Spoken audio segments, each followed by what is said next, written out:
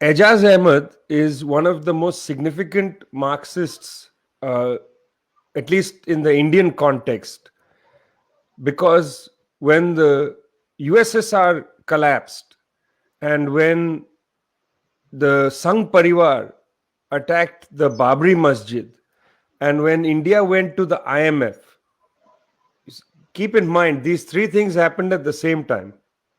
USSR collapsed finally in 1991. India went to the IMF 1991. Liberalization begins then. And then the Babri Masjid was destroyed in 1992. At that time, there was a lot of disorientation in the ranks of the left. And Ejaz Ahmed helped us understand both the turn to the IMF, the increasing power of the Sangh Parivar, and the collapse of the left, the Soviet Union. Ajaz Ahmed గారు భారతదేశం గర్వించదగిన Marxist మేధావుల్లో ఒకరు. దేశంలో వామపక్షం నిర్లిప్తతకి నిరుత్సాహానికి గురైన 1990 దశకం మొదటి కాలంలో మొదటి 2-3 సంవత్సరాల్లో కీలకమైన 3 పరిణామాలు జరిగాయి. ఒకటి, సోవియట్ రష్యా అంతర్ధానం కావటం. రెండవది, భారతదేశం అప్పు కోసం ఐఎంఎఫ్ దగ్గరికి వెళ్ళటం. మూడవది, ఈ రెండు కూడా మూడో పరిణామం 1992 డిసెంబర్లో బాబ్రీ మసీదు కూల్చివేత, సంఘ పరివారం ఆధిపత్యానికి గట్టి పునాదిరాయిగా మైలురాయిగా ఉన్నటువంటి సంఘటన అది. ఈ 3 పరిణామాలు వామపక్ష శక్తుల్ని, మార్పు కోరుకునేటువంటి వాళ్ళని కాస్తంత నిరుత్సాహానికి గురి చేశాయి. అటువంటి పరిస్థితుల్లో వామపక్షాల్లో ఉన్నటువంటి ఒక నైరాశ్యాన్ని పారదోలటంలో కీలకమైనటువంటి మేధో సృజనని అందించినటువంటి వ్యక్తి Ajaz Ahmed. Now, he wrote a series of articles in EPW, in Social Scientist, and in other places. Plus, he gave a lot of lectures in Delhi that explained the dangers of what was happening, the perils of what was happening, how the rise of the Sangh Parivar had to be understood alongside India's entry into liberalization. And one of the key points he made was that the Sangh Parivar would not need to go beyond the Indian constitution in order to destroy it. It could use all the constitutional institutions to destroy the constitution. This was a very key point. In other words, fascistic developments in India could come within the constitutional framework. In fact, that's the main argument of this book, which Nava Telangana published, where he argues that the extreme right has an intimate relationship with liberal democracy. And that was a point he made in the 1990s. Shall I? Please. ఆ సమయంలో భారతదేశంలో ఉన్నటువంటి వామపక్షం నైరాశ్యానికి, నిస్పృహకి లోనైన సందర్భంలో ఓ దిశానిర్దేశం చేసే రచనలు అనేకం చేశారు Ajaz Ahmed garu. Frontline, EPW అంటే ఎకనామిక్ పొలిటికల్ వీక్లీ వారపత్రిక, సోషల్ సైంటిస్ట్ త్రైమాసిక పత్రిక, అట్లాగే అనేక ప్రముఖ పత్రికలు, జాతీయ అంతర్జాతీయ పత్రికలన్నింటిలోనూ ఆయన నయా ఉదారవాద విధానం అట్లాగే సంఘ పరివారం రాజకీయ ప్రాబల్యం, ఈ రెండు ఏకకాలంలో భారతదేశాన్ని ఆవహించడానికి దారితీసిన పరిస్థితులు, దాని పర్యవసానాలు ఎలా ఉండబోతున్నాయి అనే విషయాల్ని చాలా స్పష్టంగా అర్థమయ్యేటట్టు కార్యాచరణకి దిశగా దేశంలో ఉన్నటువంటి వామపక్షాలని పునరంకితం చేసే విధంగా ఆయన రచనలు సాగించారు. అటువంటి వాటిలో ఒక కీలకమైనటువంటి ప్రతిపాదన ఆయన ముందు తీసుకొచ్చింది. భారతదేశంలో ఉన్నటువంటి వామపక్షం భారతదేశంలో ఉన్నటువంటి సంఘ్ పరివారం తన ఫాసిస్టు తరహా పరిపాలనని కొనసాగించుకోవడానికి ఈ రాజ్యాంగ వ్యవస్థల్ని నిర్మూలించాల్సి, ధ్వంసం చేయాల్సినటువంటి అవసరం లేదు, రాజ్యాంగాన్ని రద్దు చేయాల్సినటువంటి అవసరం లేదు.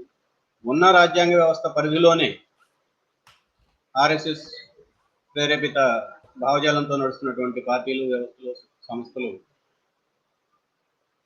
పాశిష్ట తరహా పరిపాలన దిశగా దేశాన్ని నెట్టడానికి పుష్కలమైనటువంటి అవకాశాలు ఉన్నాయి అని చెప్పి వాదించారు.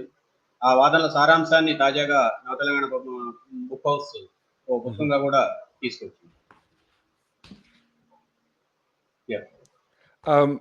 So Thank you.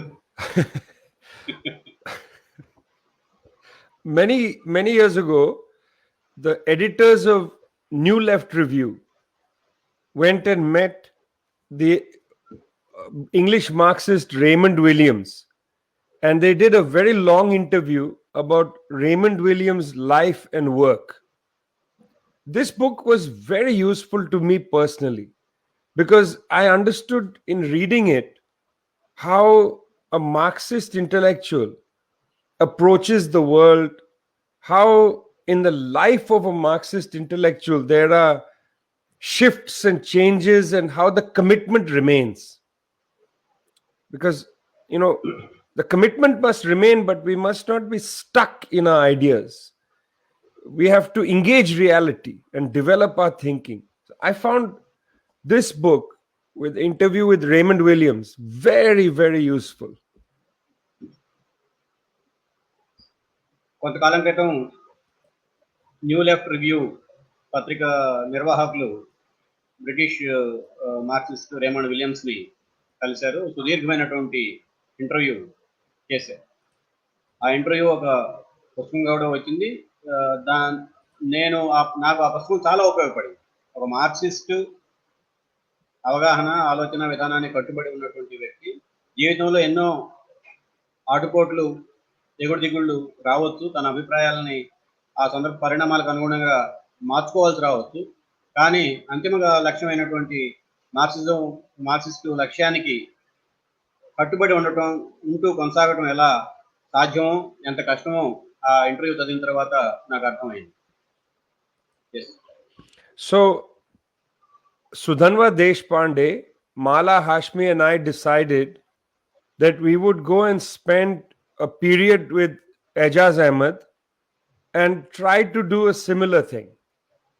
Interview him for many days about his early life in Uttar Pradesh in northern India, his university studies in Pakistan, his life teaching and being active in the United States when he had to go into exile, his return to India where he spent the most productive part of his life.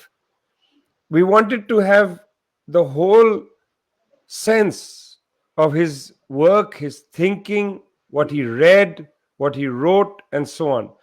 And that conversation became the book Nothing Human is Alien to Me. ఈ పుస్తకం Raymond Williams గురించినటువంటి పుస్తకాన్ని చదివిన తర్వాత మాకు వచ్చినటువంటి ఆలోచన, ఐజాజ్ అహ్మద్ విషయంలో కూడా ఆ రకమైనటువంటి సుదీర్ఘమైన ఇంటర్వ్యూ, ఆయన పుట్టుపూర్వతాల దగ్గర నుంచి రాజకీయ అవగాహన, రాజకీయ ప్రయాణం, సైద్ధాంతిక సంఘర్షణ, కృషి, వీటన్నిటి గురించి ప్రజలకి తెలియజేయటం, పాఠకులకు తెలియజేయటం అవసరం అని చెప్పి భావించాము. లెఫ్ట్ వరల్డ్లో ఉన్నటువంటి విజయప్రసాద్ గారు, అట్లాగే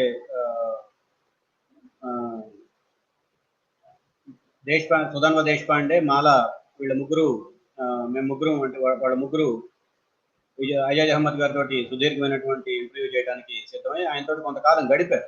ఆయన ఉత్తరప్రదేశ్లో పుట్టిన దగ్గర నుంచి ఆయన యూనివర్సిటీ భారతదేశంకి వెళ్ళిపోయిన తర్వాత పాకిస్తాన్గా ఏర్పడిన చోట్ల ఆయన విశ్వవిద్యాలయం అభ్యాసం, చదువులు, ఆ తర్వాత అమెరికా వెళ్ళటం, అమెరికా నుంచి మళ్ళీ తిరిగి భారతదేశం రావటం, భారతదేశంలో వచ్చిన తర్వాత ఆయన మేధో రాజకీయ కార్యకలాపాలు, భారతదేశంలో అంటే ఆయన తిరిగి వచ్చిన తర్వాత భారతదేశంలో గత 30 సంవత్సరాల కాలంలో భారతదేశంలోనే ఉన్నారు ప్రధానంగా. ఆ కాలంలో ఆయన అద్భుతమైనటువంటి మేధో సృజన, మార్క్సిస్ట్ మేధో సృజన కావించారు. వీటన్నిటిని అక్షరబద్ధం చేయడం కోసం ఆయనతోటి కొంతకాలం గడిపారు. So one of the early themes is a Marxist is not born, a Marxist is made. And nobody's born a Marxist. That's absurd. You are born without any ideas, in a sense, some ideas, but ideas get imprinted on you. You engage the world and you develop your sense of who you are. For a young person, when they confront somebody like Prabhat Patnaik or Ejaz Ahmed or Utsa Patnaik, they think, I am nothing, they are something. They know everything. Professor Prabhat Patnaik knows everything. I am nothing. But the truth is that Prabhat Patnaik was also a boy. Um, you know, uh, Prakash Karat was also a boy. He was born in Burma. At some point, he would also have had to learn, what does it mean to be in the world? What does it mean to be alive? Why is there poverty? When Sundaraya was a young boy, how did he see the world? What was his outlook? I read BTR's memoir. BTR writes about playing cricket in the field and being angry about caste humiliation. Why certain children are not allowed to play. Caste being such a disgusting part of Indian society impacts so many people. So to make you into a Marxist, you have to have an understanding of inequality in society, social oppression, and then you have to participate, you have to read. So the early theme in the book is, how did Ejaz Ahmed become a Marxist? Because this should be something that young people need to take comfort in. It's a journey. You're not born a Marxist. You have to become a Marxist. You're not born a human being. You have to become a human being. You're just born a bunch of cells, that can do certain things, move your hands, open your eyes. But to become a human being, you have to develop compassion. You have to develop a sense of being in the world, a social sense. And all of that, I think, is important as a lesson. When we hear somebody like Ejaz Ahmed, such an accomplished person, talk about what it means to be young and to read random books and to discover clarity, that was the early part of the book. ఈ పుస్తకంలో మొదటి భాగం అజాజ్ అహ్మద్ బాల్యానికి సంబంధించింది. ఒక్కొక్కసారి మనం అజాజ్ అహ్మద్ లాంటి వాళ్ళను, ప్రభాత్ పట్నాయక్ లాంటి వాళ్ళను, ఉత్సవ్ పట్నాయక్ లాంటి వాళ్ళను, ప్రకాష్ కరత్ లాంటి వాళ్ళను కలిసినప్పుడు వాళ్ళు మాట్లాడే విషయాలు, దాంట్లో ఉన్నటువంటి గాఢత, లోతు, తీవ్రత ఇవన్నీ అర్థం చేసుకున్న తర్వాత మనకంటే వాళ్ళకి చాలా విషయాలు తెలుసు, వాళ్ళు పరిణితి చెందినటువంటి మేధావులు, మార్క్సిస్టులు వ్యక్తులు అని చెప్పి మనం అనుకుంటాం. కానీ మార్క్సిస్ట్ అనేవాడు ఎవరు పుట్టుకతోనే మార్క్సిస్ట్ కాడు, అభ్యాసం ద్వారానే మార్క్సిస్ట్ అవుతాడు. ఆ అభ్యాసం క్రమంలో మనం సమాజాన్ని తెలుసుకుంటాము, సమాజంతో కలిసి జీవిస్తాము, ఆ సమాజం మన మీద కొంత ప్రభావం చూపిస్తుంది. ఉదాహరణకి బీటీఆర్ అనుభవాలు, జ్ఞాపకాలు చదివినప్పుడు ఆయన క్రికెట్ ఆడుతూ ఆ గ్రౌండ్లో కొంతమంది కొన్ని కులాలకు సంబంధించినటువంటి పిల్లల్ని గ్రౌండ్లోకి క్రీడా ఆట స్థలంలోకి రాకుండా అడ్డుకోవటం వంటి పరిణామాలను చూసిన తర్వాత ఆయన అసహించుకుంటాడు. ఇదేమిటి, మన మిత్రులే కదా, మన తోటి కలిసి చదువుకుంటున్నటువంటి వాళ్ళు, మనతో కలిసి ఆడుకునే వయసులో ఉన్నటువంటి వాళ్ళు, వీళ్ళని మనతో ఆడుకొనిస్తే ఏమవుతుంది, ఈ కులం ఏమిటి మధ్యలో, ఎందుకు వారధిగా అడ్డుగా ఉంటుంది, అడ్డుగోడగా ఉంటుంది అని ఆయన అసహించుకుంటాడు. అదేవిధంగా సుందరయ్య గారు, ఆయన బాల్యంలో అనేక అనుభవాలని, సమాజ పరిణామాలను, మార్పులను చూసిన తర్వాత ఆయన కూడా కమ్యూనిస్ట్గా మారతాడు. సో ఇక్కడ మనం చెప్పదలుచుకుంది ఏమిటంటే, అజాజ్ అహ్మద్ గారు తన బాల్యంలో దొరికిన పుస్తకం దొరికినట్టు చదివేవాడు. అది ఏ రకమైనటువంటి పుస్తకమైనా ఏదో కొన్ని ఆలోచనలకి ప్రేరేపించడానికి, ప్రేరణకి అవకాశంగా ఉంటుంది అని అవగాహన కలిగి విపరీతంగా చదివేవాడు. ఆ చదువుతున్నటువంటి క్రమంలోనే ఆయన మార్క్సిస్టు, అంటే సమాజంలో ఉన్నటువంటి లోపాలు, లేదంటే ఆర్థిక అసమానతలు, సాంఘిక అసమానతలు, అణచివేత, దోపిడీ, దౌర్జన్యం, ఇటువంటివన్నీ కూడా గమనించిన తర్వాత మానవాళి పట్ల, ఈ మానవాళికి ఏదైనా చేయాలి, ఈ కష్టాలను తొలగించడం కోసం మనం ఏదైనా ప్రయత్నం చేయాలి అన్న ఆలోచన మొదలవుతుంది. ఆ ప్రయత్నం చేయాలి అన్న ఆలోచన వచ్చిన తర్వాత ఆ ఆలోచనని ఆచరణలోకి తీసుకెళ్లే క్రమంలో ఏ మార్గంలో ప్రయాణించాలి అన్న వైపు మనం పరిశీలించుకుంటాం. మనం ఆ పరిశీలన క్రమంలో మనం చదువుకున్నటువంటి, మనం చేసి సాగించినటువంటి అధ్యయనం మనకి ఒక కరదీపికగా ఉపయోగపడుతుంది. ఆ విధంగా మార్క్సిస్టులుగా తయారవ్వాల్సిందే తప్ప ఏ ఒక్కరు కూడా పుట్టుకతోనే మార్క్సిస్టులు కాదు. ఏ ఒక్కరు తన అధ్యయనాన్ని ఆపేసిన తర్వాత తిరిగి ఆ మార్క్సిస్టు మేధావులుగా చలామణి అవుతున్నటువంటి సందర్భం కూడా లేదు. So one point is that everybody who goes to the left has their understanding shaped by some important event. I'm 53 years old. Our generation was marked by the fall of the Soviet Union, by India's liberalization, and by Ayodhya.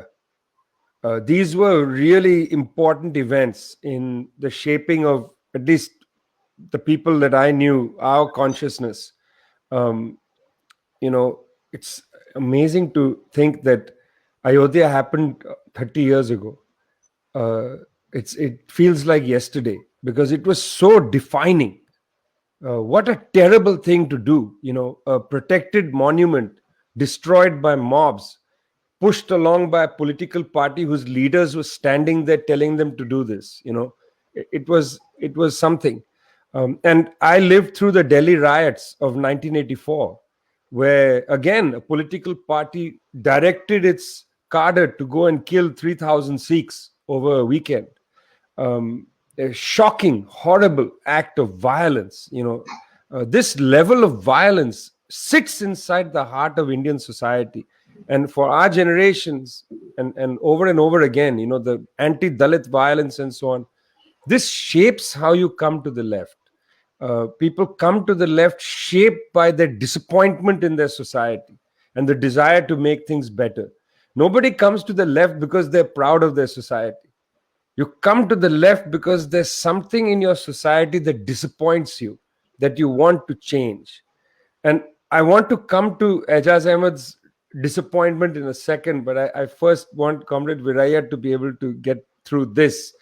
You come to the left through the disappointments you have with your society, the desire to change things.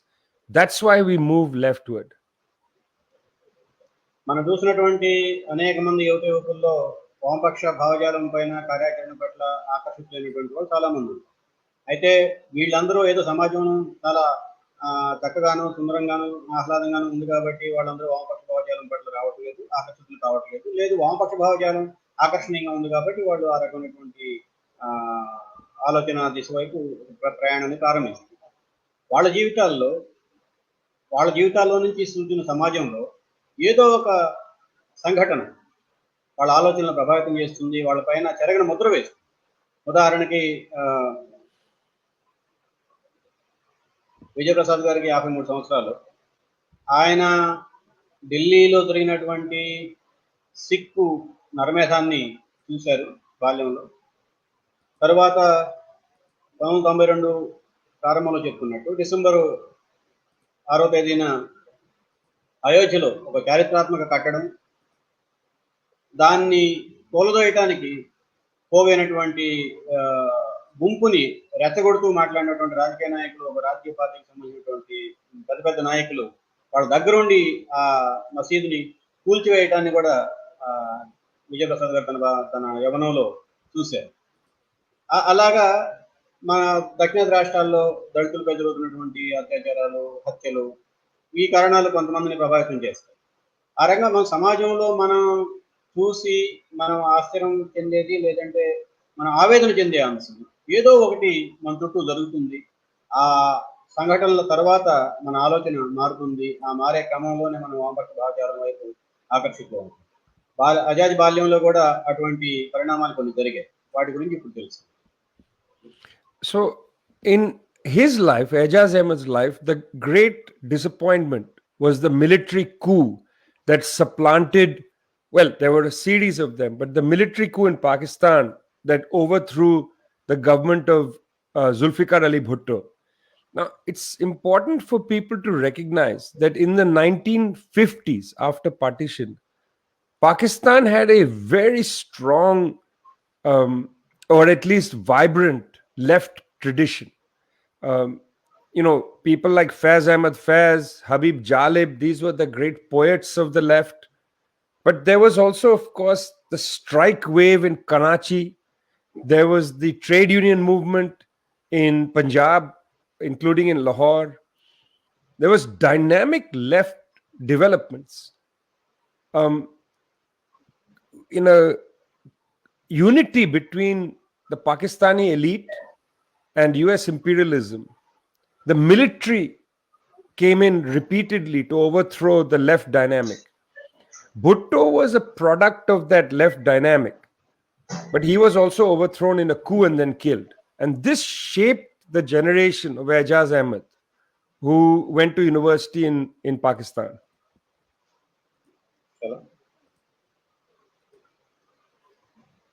Ajaz Ahmed ని వామపక్ష భావజాలం వైపు నెట్టినటువంటి సంఘటనల్లో అనేక సంఘటనలు ఉన్నాయి. అందులో మొట్టమొదటి సంఘటన పాకిస్తాన్లో జరిగినటువంటి సైనిక కుట్ర. ఆ సైనిక కుట్రలో జుల్ఫికర్ అలీ భుట్టో ప్రభుత్వాన్ని కూల్చివేస్తారు. ఆ భారతదేశం పాకిస్తాన్గా విడిపోయే సమయానికి, అంటే 1947 దేశ విభజన సమయానికి, పాకిస్తాన్లో ఈరోజు మనం పాకిస్తాన్ చెప్పుకోబడుతున్నటువంటి భూభాగంలో శక్తివంతమైన వామపక్ష ఉద్యమం, లాహోర్ చుట్టూ ఉన్నటువంటి ప్రాంతంలో కార్మికోద్యమం కానీ, పంజాబ్ చుట్టూ ఉన్న భూభాగంలో, అంటే ఇప్పుడు ఉన్నటువంటి పాకిస్తాన్లో కూడా పంజాబ్ రెండు ముక్కలైంది. సగభాగం భారతదేశంలోకి వచ్చింది, మరో సగభాగం పాకిస్తాన్లోకి. ఆ పాకిస్తాన్లోకి వెళ్ళినటువంటి పంజాబ్లో వామపక్ష ఉద్యమం శక్తివంతంగా ఉండేది. వామపక్ష ఉద్యమం ఎక్కడెక్కడ వర్ధమాన దేశాల్లో వామపక్ష ఉద్యమం ఎక్కడెక్కడ బలంగా ఉందో ఆ వామపక్ష ఉద్యమాన్ని ఆయా చోట్ల నిర్మూలించడం కోసం, లేదంటే దాన్ని గొంతు పిసకడం కోసం ఆయా దేశాల పాలక వర్గాలతోటి అమెరికా కుట్రలు పన్నింది, కుయుక్తులు అమలు చేసింది. ఆ రకమైనటువంటి కుట్రల ఫలితంగా అధికారానికి వచ్చినటువంటి వ్యక్తి జుల్ఫికర్ అలీ. ఆ తర్వాత ఒక సైనిక నియంతృత్వం అమెరికాతోటి దోస్తీ మొదలుపెట్టిన తర్వాత, స్నేహం మొదలుపెట్టిన తర్వాత జుల్ఫికర్ అలీ భుట్టో ప్రభుత్వాన్ని కూడా కూల్చేస్తారు. ఈ రెండు విషయాలు, ఈ పరిణామాలు అజాజ్ అహ్మద్ని బాగా ప్రభావితం చేశాయి. So there are some themes that come out of that development, the military coup. The themes are anti-imperialism, a very strong theme in the work of Ejaz Ahmed. Of course, anti-capitalism, that goes without saying, but anti-imperialism, anti-fascism, very important theme in his work, and an attempt to understand, is there a need for such a thing as a military coup? Is there a need for such a thing as conventional fascism? Can the extreme right use democratic institutions to push its aims forward? These are the contours of the work of Ejaz Ahmed. So when he is living in India, he asked the opposite question of the coup against Bhutto. Can there be a coup in India without a coup? Can there be a coup without a coup? Can democracy be used to create illiberal democracy? Do you need to actually have the military move? Do you need to actually suspend the constitution? So it's in that frame of thought that he comes to the idea, no, you don't need to have a coup. You don't need to actually overthrow the constitution. You can use the constitution to push an extreme right case. And you can also tend to the needs of imperialism. You have to be aware of what imperialism is doing. That's a major theme in the conversation in the book. Ajaz Ahmed ఆలోచనలోను, తాను రాసినటువంటి రచనల్లోనూ, తాను సాగించిన అధ్యయనాల్లో ప్రధానమైన ధోరణిలో రెండు కనిపిస్తాయి. ఒకటి సామ్రాజ్యవాద వ్యతిరేకత, పెట్టుబడిదారీ వ్యవస్థ వ్యతిరేకత, దాని పట్ల ఉన్నటువంటి దాని అమానుషత్వం గురించి ఉన్న అవగాహన ఇటు ఉంటుంది మార్క్సిస్ట్ తర్వాత.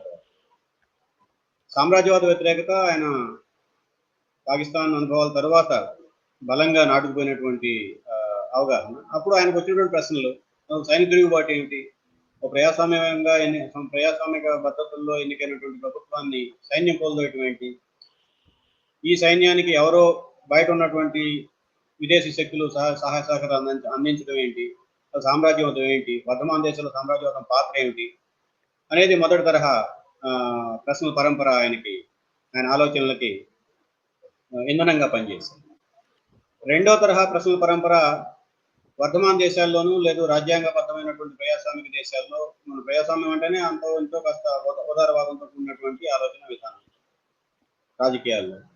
అటువంటి ఉదారవాదం అంటే ఇతరుల పట్ల సహనశీలత, ఇతరులను సమానంగా చూడటం, రాజ్యాంగంలో మనం రాసుకున్నాం కదా!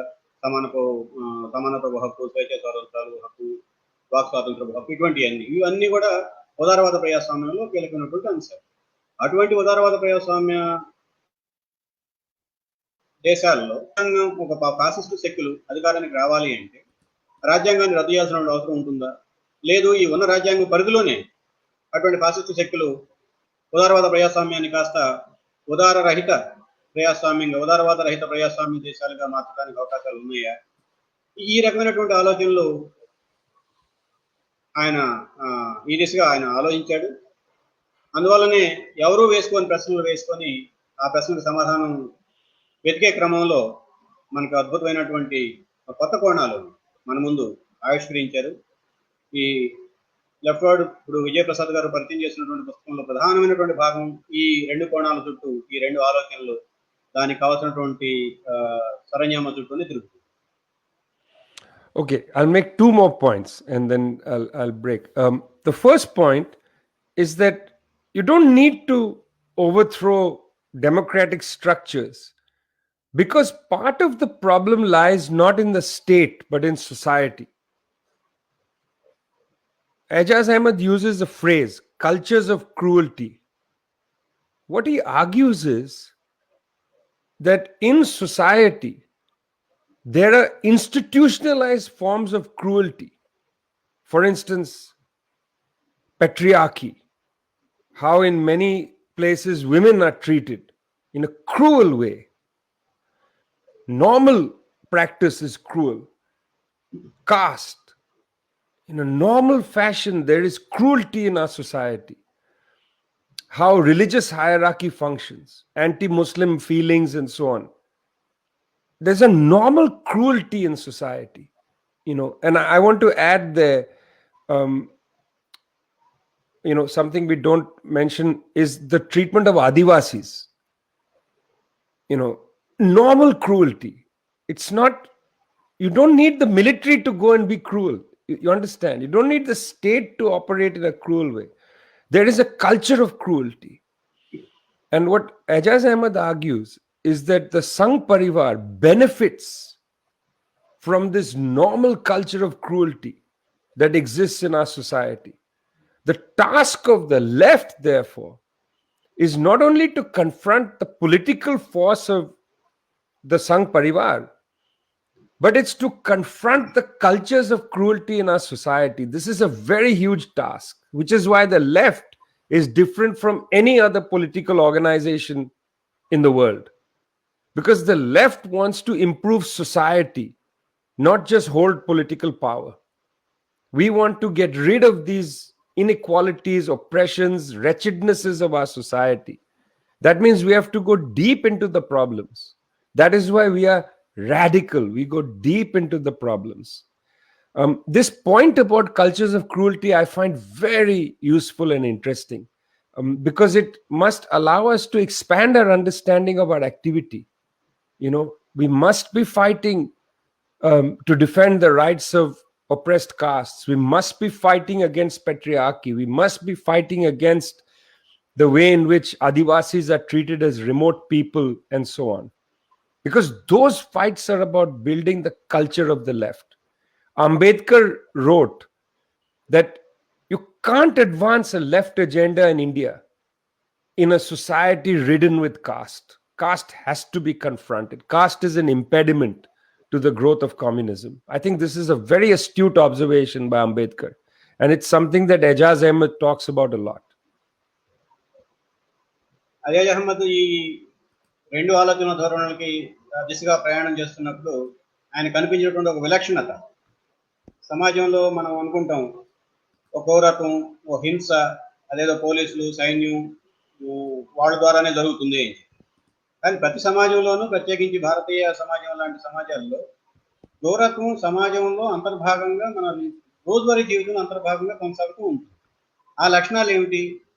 ఆ క్రూరత్వంతో ముడిపడినటువంటి సామాజిక జీవన వ్యవస్థలు ఏమిటి అని పరిశీలించడం మొదలుపెట్టినప్పుడు పురుషాధిక సమాజంలో మన స్త్రీల పట్ల చూపించే క్రూరత్వం, దళితుల పట్ల చూపించే క్రూరత్వం, తరచూ మనం మాట్లాడుకోకుండా వదిలేసే అంశం ఆదివాసీ అంటే గిరిజన ప్రాంత ప్రజల పట్ల మిగతా సమాజం చూపించే క్రూరత్వం, ఇటువంటి అట్లా అల్పసంఖ్యాక మతస్థుల పట్ల అధిక సంఖ్యాక మతస్థులు చూపించే క్రూరత్వం, ఇటువంటి ఒక క్రూరత్వంతో ముడిపడినటువంటి సంస్కృతి, లేదంటే సంస్కృతితో ముడిపడినటువంటి క్రూరత్వం, సాంస్కృతిక ఆలోచనలు, అవగాహనలు, ఆచరణతో ముడిపడినటువంటి క్రూరత్వం మన భారతదేశ సమాజంలో ప్రత్యేకంగా మనం కనిపిస్తుంది.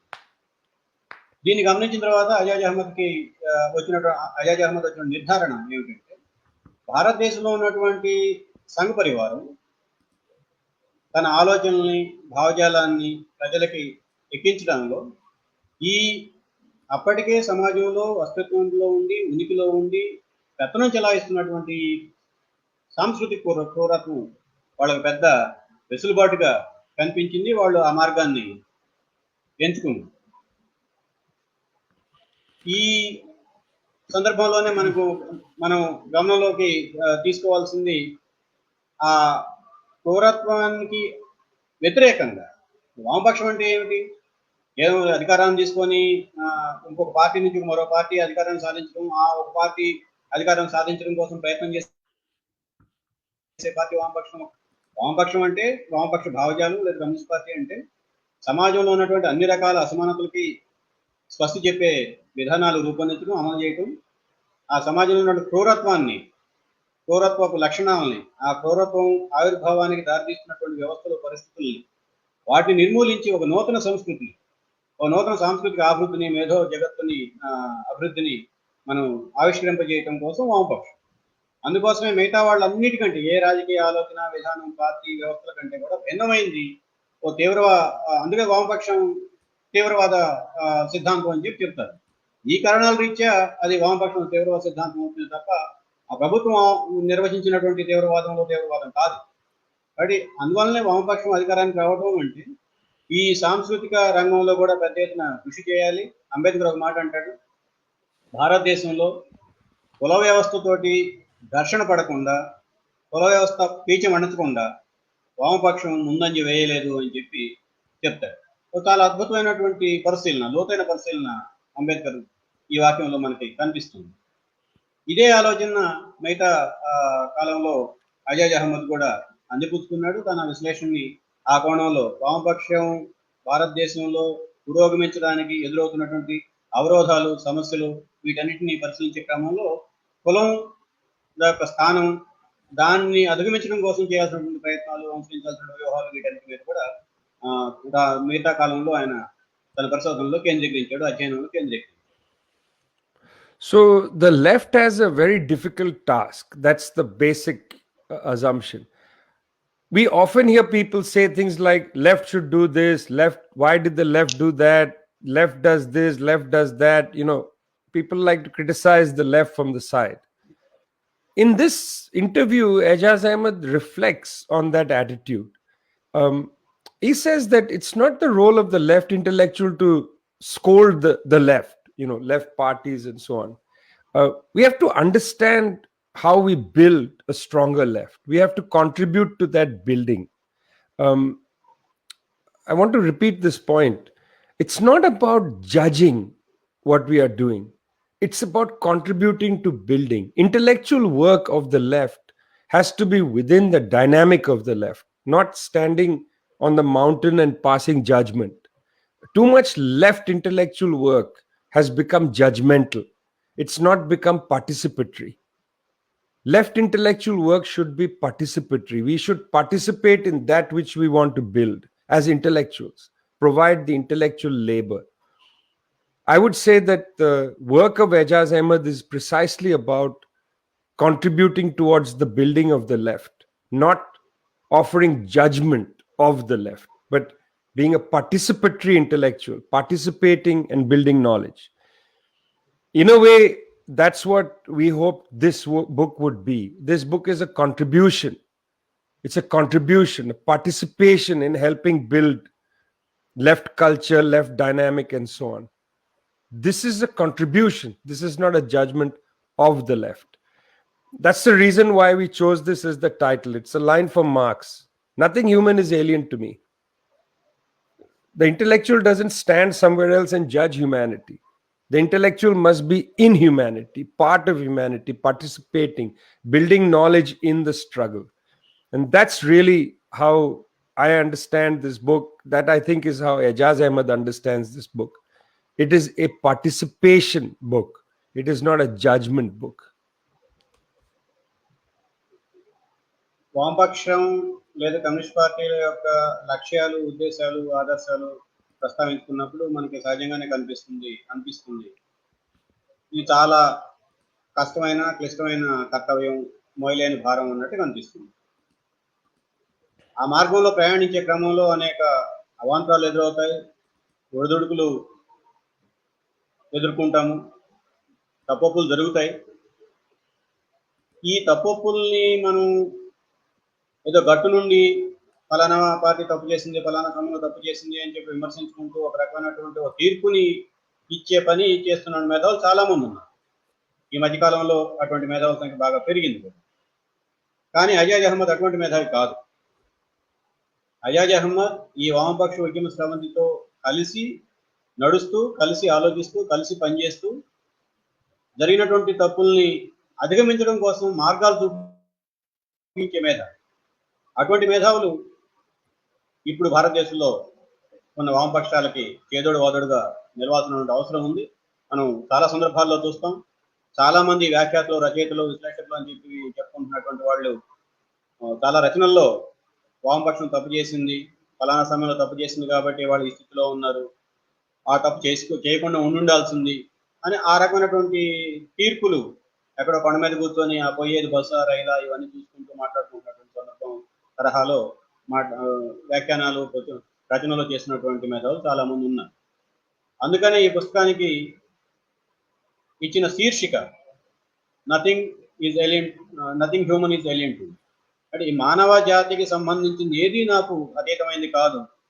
అంటే మనిషి యొక్క విస్తృతి, మానవ సమాజం యొక్క విస్తృతి ఎన్ని దిశల్లో, ఎన్ని దశల్లో, ఎన్ని రంగాల్లో, ఎన్ని కోణాల్లో ఉంటుందో మార్క్సిజం కూడా అన్ని రంగాల్లోనూ, అన్ని కోణాల్లోనూ, అన్ని దశల్లోనూ, అన్ని దిశల్లోనూ ఉంటుంది, ఉండాలి అన్న అవగాహన కలిగినటువంటి మేధావి, మార్క్సిస్ట్ మేధావి అజాజ్ అహ్మద్. ఈ పుస్తకాన్ని పాఠకుల దగ్గర తీసుకురావడంలో మేము ఆశించింది, వామపక్షం అభివృద్ధి చెందితే ఈ దేశం అభివృద్ధి చెందుతుంది అని చెప్పి ఆశించే వాళ్ళందరూ కూడా వామపక్షం చేసినటువంటి తప్పుల్ని పెద్దవి చేసి చూపించడం, ఆ తప్పుల మీద తీర్పు ప్రకటించే న్యాయమూర్తులాగా కూర్చోవడం, ఆ దశ నుంచి ఆ వామపక్ష ఉద్యమంతో భాగస్వాములుగా ఉండాలి. మేధావుల వైపు నుంచి వామపక్ష ఉద్యమం కోరుకుంటుంది అటువంటి కృషి. ఆ భాగస్వామ్యం ద్వారానే వామపక్ష ఉద్యమాన్ని బలోపేతం చేయగలుగుతాం. ఓ సానుకూల విమర్శ ద్వారా ఆ వామపక్ష శక్తుల్ని అభివృద్ధి చేయడానికి, ప్రజల్లో వారి పట్ల విశ్వాసం కలగడానికి అవకాశం, రంగం సిద్ధం చేయగలుగుతాం. అటువంటి మేధావుల్లో ప్రథమ శ్రేణిలో నిలిచే మేధావి అజాజ్ అహ్మద్ గారు. కాబట్టి ఆయన అనుభవాలు, జ్ఞాపకాలు, బాల్యం నుంచి ఈనాటి వరకు ఉన్నటువంటి రాజకీయ ప్రయాణంలో, మేధో ప్రయాణంలో, ఆయన అవగాహనలు, వివిధ సందర్భాల్లో, సమయాల్లో, వివిధ సంఘటనలకి కొనసాగింపుగా ఆయనలో కలిగినటువంటి స్పందనలు, మేధో స్పందనలు, వాటికి ఆయన ఇచ్చినటువంటి అక్షర రూపం, వీటన్నింటినీ సంక్షిప్తంగానైనా సరే పాఠకులకు ముందుకు తీసుకొచ్చే దాని ప్రయత్నంలో భాగంగానే ఈ పుస్తకాన్ని లెఫ్ట్ వర్డ్ ప్రచురించింది. అది డన్. నాగూర్ గారు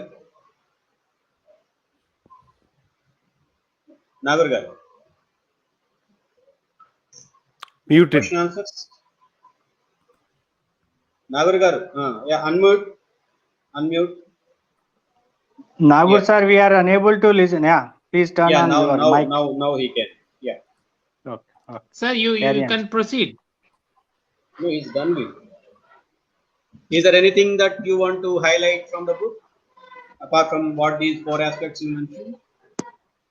If you have. Mine is not audible. No, Not listening. No, it is done. He is done.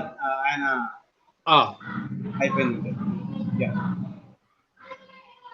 See, your voice is very. Nagur sir, Mine. Vijay Prasad sir, speech has concluded. He has finished. He concluded his speech. If you want to, yeah. Okay. If you want to, no. if you want to say if you anything. want me, if you want, I'll go Okay. on and on. But you don't want that. Oh, No, Okay. they Nagar are sir. looking for some more. Yeah, 1 minute, Ramesh. They are looking for some more details that can captivate the reader to buy the book. So that would be good. The most important detail, comrades, is that we are internationalists, and the cover is done by a young artist from Havana, Cuba. It's a really beautiful drawing. Her name is Greta Alcosta Reyes, and she has, as you see, there's a Sikh gentleman, maybe a farmer, I don't know, and others in various forms of Indian clothing carrying, our friend, the hammer and sickle. And she's a Cuban artist, young Cuban artist. Internationalism. Ajaz Ahmed గారు Marxist మేధావి అని అన్నప్పుడు అనివార్యంగా ఆయన అంతర్జాతీయ వాది కూడా అయి ఉంటాడు.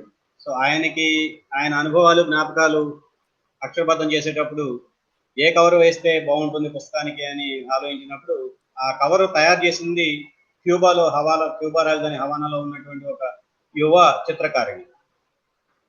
ఆ చిత్రకారిణి రూపొందించిన బొమ్మ మీరు చూస్తే, once again book please, cover. Yeah, దాంట్లో చూస్తే మనకి ఒక సిక్కు రైతు కనిపిస్తాడు, సాధారణమైనటువంటి కార్మికుడు కనిపిస్తాడు, భారతీయ వస్త్రధారణలో ఉన్నటువంటి ఆ చుట్టూ ఉన్న జనం భారతీయ వస్త్రధారణలో ఉంటారు. కానీ తయారైంది ఈ బొమ్మ తయారైంది క్యూబాలో ఉన్నటువంటి హవానా. ఇది అంతర్జాతీయ సంఘీభావానికి నిదర్శనం. ఇది ఒక ప్రత్యేకమైనటువంటి అంశం కింద మనం దీన్ని గమనించాలి. Yeah. And also, these two books are excellently paired together. They make an excellent Yes. pair. Nava Telangana ప్రచురించినటువంటి liberal democracy and extreme right, ఆ పుస్తకం, ఇప్పుడు లెఫ్ట్ వర్డ్ మీకు పరిచయం చేసినటువంటి పుస్తకం, ఈ రెండు కూడా కలిపి చదివితే ఐజాజ్ అహ్మద్ యొక్క ఆలోచన, మేధో సంపద మొత్తం కూడా మన కళ్ళ ముందు ఆవిష్కృతం అవుతుంది.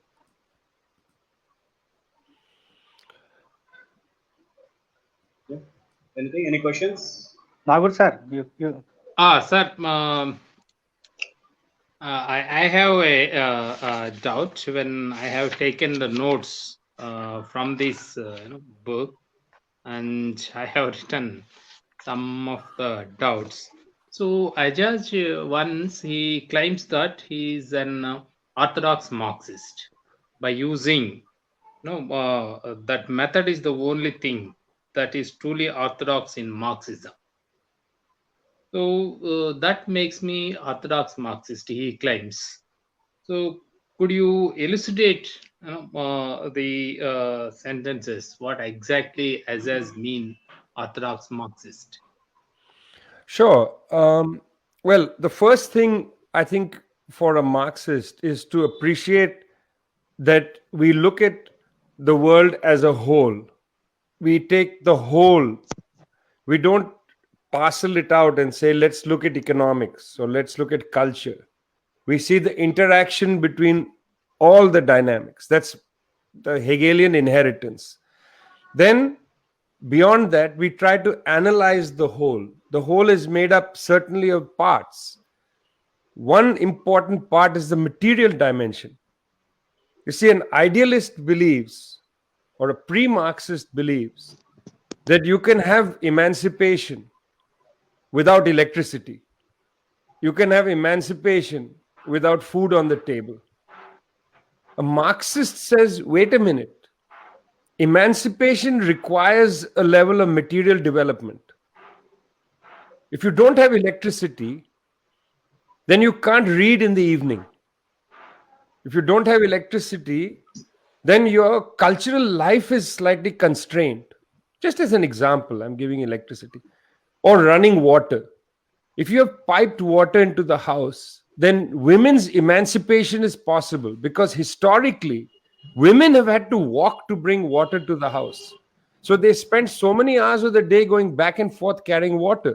If you have a pipe bringing the water, then women can sit down and read a book. Their emancipation is made possible by material advances. And that, in a sense, in other words, the development of productive forces in a very complicated way, not just a pipe, because it requires a whole series of developments. that provides the basis of emancipation. Lenin came in and said, wait a minute, in colonial areas, they are never going to advance the productive forces. So, in a colonial area, the communists must fight for national liberation and for socialism. And so, what does an orthodox Marxist mean? I think he means it in the Lenin sense. We are orthodox Marxists. In other words, we understand the whole, we understand the necessity of material development. You know, we are not idealists. We don't say, let's just free people. We need to advance the productive forces. That is why, for instance, when you look at Kerala right now, where the left government will likely win the election again, you look at Kerala right now, the government has advanced infrastructure, building bridges, building homes for people. If you don't have this, what emancipation can you give people? So that's, in a sense, orthodox Marxism. Marxism isn't just the desire for emancipation and freedom. We understand the constraints on freedom. That's the key issue. Freedom is constrained by the lack of resources and so on. We all produce the goods, but we don't all benefit from them. That's the key element of the contradiction of capitalism. Capitalism cannot free us. Capitalism produces electricity, but not for everybody. And that's the key thing. That's why we have to advance to socialism.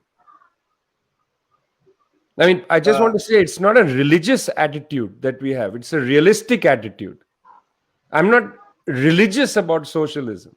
I just know that capitalism cannot deliver on its own promises of freedom. And that's why we have to advance out of capitalism. Viray sir, better to translate what did Nagu sir ask and what did he Yes, say? I'm going to do that. That's better to our viewers. పుస్తకాన్ని చదివేటప్పుడు నాగూర్ గారికి కొన్ని వాక్యాలు, కొన్ని పదాలు కనపడ్డాయి. అవి ఒక చోట హజాజ్ అహ్మద్ గారు నేను ఆర్థడాక్స్ మార్క్సిస్ట్ ని అని చెప్పి రాసుకుంటారు. మనకి ఆర్థడాక్స్ ఛాందస్వాదం లేదంటే సాంప్రదాయకవాదం అనేది మనకి ఒక తెలుగు సంస్కృతిలో లేదంటే రాజకీయ పరిభాషలో ఒక అర్థం ఉంది. సో ఇప్పుడు హజాజ్ అహ్మద్ రాసుకున్నటువంటి ఆ ఛాందస్ మార్క్సిస్టు లేదంటే సాంప్రదాయకవాదిగా అన్న పదాన్ని ఎట్లా అర్థం చేసుకోవాలి అన్నది ఆయన వేసినటువంటి ప్రశ్న. దానికి విజయప్రసాద్ గారు ఇచ్చినటువంటి సమాధానం, మార్క్సిజం అనేది ప్రతి అంశాన్ని, పరిణామాన్ని, సమాజాన్ని, మానవ సమాజాన్ని సమగ్రంగా చూడాలి అని చెప్పి ప్రతిపాదించే సిద్ధాంతం. అదేదో ఒక ఆర్థిక అభివృద్ధి కోణంలో చూడటమో, సామాజిక అభివృద్ధి కోణంలో చూడటమో, సాంస్కృతిక అభివృద్ధి కోణంలో చూడటమో లాగా సమాజాన్ని ముక్కలు చేసి చూడటం కాదు. మార్క్సిజం చెప్పేది అదే. మార్క్సిజం ప్రతిపాదించేది మానవాళి విముక్తి. ఆ మానవాళి విముక్తి సాధించడానికి అనేక మార్గాలు ఉంటాయి. ఇప్పుడున్నటువంటి పెట్టుబడిదారీ వ్యవస్థలోనో లేదంటే మరికొంతమంది సంస్కరణవాదులు ఏం చెప్తారు, మనకు కరెంట్ ఇస్తే వాళ్ళు సరిపోద్ది, నీళ్ళు ఇస్తే సరిపోద్ది, లేదా మరికొన్ని సౌకర్యాలు కల్పిస్తే సరిపోద్ది అనే వాదన ఒకటి ఉంది. అసలు ఇవేవి లేకుండా కూడా మనం సమాజాన్ని విముక్తి చేయొచ్చు, మానవాళిని విముక్తి చేయొచ్చు అనే వాదన మరొకటి. ఏ వనరులు, సౌకర్యాలు, అవకాశాలు లేకుండా మానవాళిని విముక్తి చేస్తే ఆ మానవాడు ఏం చేయాలి? ఉదాహరణకి కరెంట్ లేదనుకోండి, వాడు చదువుకునేది ఎట్లా, వాడి మీద వికాసం ఎలా సాధ్యం అవుతుంది? కనీసం ఇంటికి తాగునీరు, రక్షిత మంచినీటి సౌకర్యం లేదనుకోండి, మహిళలు ఎన్ని గంటల పని చేయాలి ఆ నీళ్లు తీసుకురావడం కోసం? దూరంగా ఉన్నటువంటి కొండల కెలమల నుండి, బావుల నుండి, వాగుల నుండి. అదే ఇంటికి రక్షిత మంచినీటి సౌకర్యం అందుబాటులో ఉంటే ఆ సమయం అంతా కూడా వాళ్ళు ఆదా చేసుకోవచ్చు, మరొక ఉత్పాదక లక్ష్యం కోసం ఆ సమయాన్ని కేటాయించవచ్చు. అట్లాగే విద్య. ఈ అంశాలన్నీ మనం పరిశీలించినప్పుడు పెట్టుబడిదారీ వ్యవస్థ, కరెంట్ కూడా పెట్టుబడిదారీ వ్యవస్థలో ఈ వనరులన్నీ, ఈ సేవలన్నీ చాలా ఎక్కువ స్థాయిలోనే ఉత్పత్తి అవుతూ ఉంది. అయితే ఇవి ఎవరికి అందుతున్నాయి, ఎవరికి అందటం లేదు, ఆ అందని వాళ్ళకి ఎలా అందించాలి అనేది మనం మార్క్సిస్ట్ కోణంలో విశ్లేషణ చేస్తాం. పెట్టుబడిదారీ వ్యవస్థ ఉత్పత్తి శక్తుల్ని, ఉత్పత్తి సామర్థ్యాలని అమితంగా పెంచడానికి దోహదం చేస్తుంది, వాతావరణ అవకాశాలు కల్పిస్తుంది, పరిస్థితుల్ని సిద్ధం చేస్తుంది. కానీ అదే సమయంలో ఈ కేవలం పెట్టుబడిదారీ వ్యవస్థ పరిధిలో యాజమాన్యంలో నాయకత్వంలో ఉన్నటువంటి పెరిగిన ఉత్పాదక శక్తులు మానవాళికి సంబంధించినటువంటి అన్ని అవసరాలు తీర్చలేవు. అందువల్లే మనకి రాజ్యాంగబద్ధంగా ఎన్ని రకాలైనటువంటి స్వేచ్ఛల్ని మనం రాసుకున్నప్పటికీ ఆ స్వేచ్ఛలన్నీ చాలా పరిమితులకి గురై లోబడి ఉంటుంది. ఎందుకని వాటికి అనేక రకాలైనటువంటి ఆ స్వేచ్ఛలన్నింటిని అనుభవించాలంటే దానికి కావాల్సిన వనరులన్నింటినీ కూడా మనం అందుబాటులో తీసుకురావాలి. మార్క్సిజం చెప్పేది అది. ఆ అర్థంలో విస్తృతమైనటువంటి సమగ్రాభివృద్ధి కోణంలో ఆయన ఆర్థడాక్స్ మార్క్సిస్ట్ అనే పదాన్ని వాడాడు తప్ప మనకి ఇక్కడ మతపరమైనటువంటి గుడ్డి నమ్మకాన్ని పెంపొందించే ఆర్థడాక్స్ ఛాందసవాదం సాంప్రదాయకవాదం కాదు. సమగ్ర అవగాహనని అందుకే లెనిన్ కూడా చెప్తాడు, వర్ధమాన దేశాల లాంటి దేశాల్లో కేవలం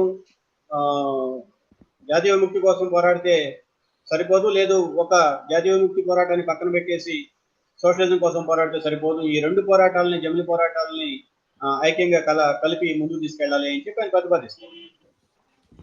ఈ రకంగా చూసినప్పుడు మార్క్సిజం అనేది సమగ్ర అవగాహన, సమగ్రమైనటువంటి మార్పు, సమగ్రమైనటువంటి పరిష్కారం, సమగ్ర అభివృద్ధికి దారి వేసే సిద్ధాంతం. ఆ కోణంలో ఆ పదాన్ని ఉపయోగించినట్టుగా మనం అర్థం చేసుకోవాలి. ఎనీథింగ్ మోర్ నాగూర్ గారు? Okay. Oh, go ahead, please. So, can I have one important question which I started with? That is, Ajas himself tells that Gramsci has remained a major anchor of my thought ever since. Could you throw some light on how Ajas would understand Antonio Gramsci? Okay. After this question, I'll have to leave, I'm afraid. I have to go for something else, but I'm sorry about that. But it's a good place to go because it's Gramsci. So,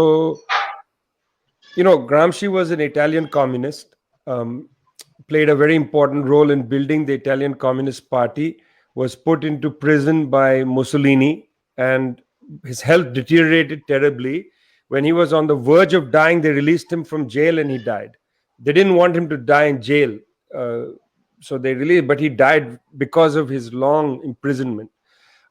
This year, Leftward is going to bring out a volume by EMS and PG, their was book put on into Gramsci. prison by Mussolini, and his health deteriorated.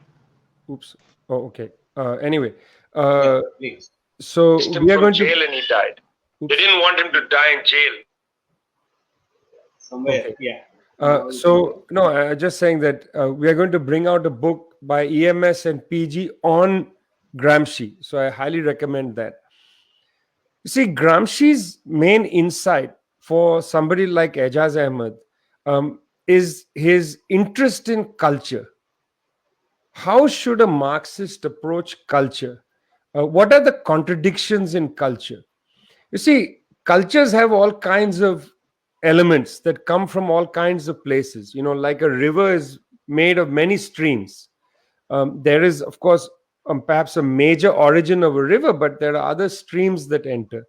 So Gramsci said that in his prison notebooks, wrote about the importance for a Marxist, for a communist, of studying the contradictions of culture in order to advance a progressive program from within one's culture, not from outside.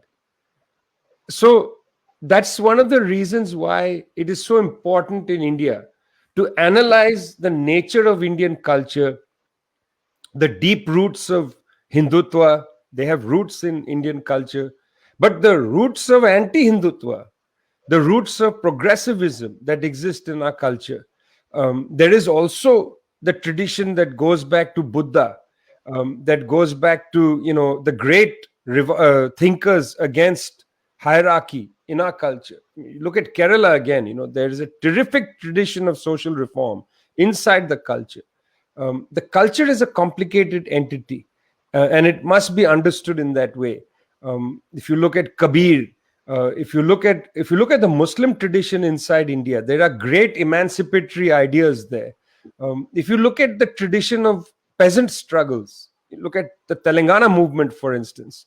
It is part of our culture. The Telangana movement is not just a political event, it's a cultural event. It changed the way people relate to each other in the key districts of the Telangana movement. It disturbed the social fabric, it created new cultural openings. We must look at that. We must understand how political change transforms people. If you look at Thanjavur district in Tamil Nadu, in East Thanjavur in particular, where the agrarian struggle was important, agrarian struggle bashed against caste quite firmly. If you look at West Thanjavur, on the other hand, caste is much more rigid because they didn't have that strong agrarian movement. There we have a history of terrible violence against Dalits, for instance, just adjoining districts. So Gramsci's lesson is study culture, study cultural developments, study the possibilities in the culture, and also don't look at a political movement as somehow outside the culture. And I gave the example of the Telangana movement. It has an impact on culture. I'll give you a last example. Outskirts of Delhi, where the farmers are sitting today, the heroic Indian farmers, a journalist saw 5 men around a fire. They were cooking chapatis. So journalist asked the men, "Did you make chapatis at home when you were in your village?" They said, "No, we never cooked chapatis." They said that in this struggle, we learned how to cook chapatis. And one of them then said something interesting. He said, "When I go home, I'm going to cook chapatis. I enjoy it. It relaxes me. It's comforting." You see, the struggle is changing the culture. It's an attack at patriarchy. Farmers are sitting outside Delhi. You're not seeing that the culture is being changed. They are creating communal forms. By communal, I mean in the good communal. They are creating social forms of interacting. They are cooking chapatis. They are drinking water with each other. They're not asking, "What's your caste?" They're disrupting culture. So that's the lesson from Gramsci. You don't change culture by only analyzing it. You change it in the struggle. But you need to know what you're changing. That's important. ప్రారంభంలో నాగర్ గారు ప్రస్తావించారు, అజాజ్ అహ్మద్ తన ఆలోచనలకు కావాల్సినటువంటి స్ఫూర్తిని Antony గ్రామ్స్కీ నుంచి స్వీకరించినట్టుగా చెప్పుకున్నారు. అయితే ఆంటోనీ గ్రామ్స్కీ నుంచి ఏమి స్వీకరించారు అజాజ్ అహ్మద్ అనేది ప్రశ్న. దానికి సమాధానంగా ఆంటోనీ గ్రామ్స్కీ ఇటలీకి సంబంధించినటువంటి ఇటలీ కమ్యూనిస్ట్ పార్టీ వ్యవస్థాపక నాయకుడు, ప్రధాన కార్యదర్శి. ఆయన సంస్కృతిని మార్క్సిస్ట్ కోణంలో విశ్లేషించడంలో అద్భుతమైనటువంటి కృషి చేశారు. ఆయన ముసలి ప్రభుత్వం అరెస్ట్ చేసి జైల్లో పెట్టింది. ఆయన ఆరోగ్యం రోజు రోజుకి దిగజారుతూ ఉంటుంది. చివరికి జైల్లో ఆయన చనిపోతే అప్రదక్ష పాలవుతామని ఆయన బయటకు తీసుకొచ్చారు. బయటకు తీసుకొచ్చిన కొద్ది రోజులకు ఆయన చనిపోతారు. ఇది ఆయన వ్యక్తిగత జీవితానికి సంబంధించి.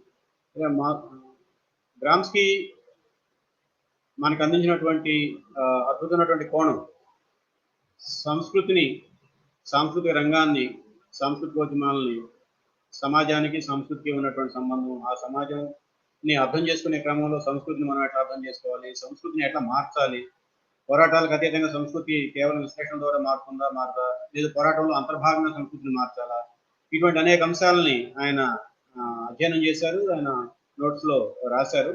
ఈ సంవత్సరం లెఫ్ట్ వర్డ్ ఆంటోనీ గ్రామ్స్కీకి సంబంధించి EMS తో పాటు మరొక సంకలనాన్ని తీసుకొస్తుంది. అది కూడా మీరందరూ చదవాలని చెప్పి విజయప్రసాద్ గారు మనల్ని కోరుతా ఉన్నారు. చివరిగా ఒక అంశాన్ని ప్రస్తావించారు. సాంస్కృతిక ఉద్యమం, రాజకీయ ఉద్యమం రెండు విడివిడిగా ఉండి ఈ భిన్న ధ్రువాల్లో సాగేవి కావు. రాజకీయ ఉద్యమం ఎంత బలోపేతంగా సాగుతుందో ప్రత్యామ్నాయ సాంస్కృతిక ఉద్యమం కూడా అంతే బలోపేతంగా సాగుతుంది. ప్రత్యామ్నాయ సాంస్కృతిక ఉద్యమం ఎంత బలోపేతంగా సాగుతుందో రాజకీయ ఉద్యమం కూడా అంతే శక్తివంతంగా ముందుకు వెళ్తుంది అనేది ఈ గ్రామ్స్కీ నుంచి అజాజ్ అహ్మద్ తీసుకున్నటువంటి సూత్రం, లేదంటే పాఠం. ఉదాహరణ తాజాగా జరిగినటువంటి అనేక అనుభవాలను ఆయన వివరించారు. పశ్చిమ తంజావూరు జిల్లాలో రైతాంగ పోరాటం, భూ సమస్య మీద పోరాటం జరగలేదు కాబట్టి అక్కడ కుల వ్యవస్థ బాగా ఘనీభవించిపోయి గట్టిపడిపోయి ఉంది. తూర్పు తంజావూరు జిల్లాలో భూస్వామ్య వ్యతిరేక పోరాటం జరిగింది కాబట్టి భూస్వామ్య వ్యతిరేక పోరాటంతో పాటుగానే కులాధిపత్యానికి వ్యతిరేకంగా కుల వ్యవస్థ గెడసబారినటువంటి కుల వ్యవస్థకు వ్యతిరేకంగా కూడా పోరాటం జరిగింది కాబట్టి అక్కడ తూర్పు తంజావూరు జిల్లాల్లో కుల సంబంధాలు పశ్చిమ తంజావూరు జిల్లాలో ఉన్నంత గిడసబారి ఉండవు. అట్లాగే మనం తెలంగాణలో చూసుకున్నప్పుడు తెలంగాణ సాయుధ పోరాటంతో పాటు ఒక అద్భుతమైనటువంటి సాంస్కృతిక పునరుజ్జీవనం లాంటి ఉద్యమం మనం ఆ రకమైనటువంటి పిలుపుతో చెప్పుకోగలిగిన ఉద్యమం కూడా మనం చూసాం. ఆంధ్ర మహాసభతో మొదలు పెట్టుకుని అనేక మంది కవులు, కళాకారులు, రచయితలు వెలుగులోకి వచ్చారు. అందువల్ల ఈ సాంస్కృతిక ఉద్యమాన్ని మార్క్సిస్ట్ కోణంలో అర్థం చేసుకోవటం, రాజకీయ ఉద్యమానికి అనుబంధంగా కొనసాగింపుగా తోడ్పాటునిచ్చే ఉద్యమంగా సాంస్కృతిక ఉద్యమాన్ని చూడటం అనేది గ్రామ్స్కీ మనకు అందించినటువంటి కోణం.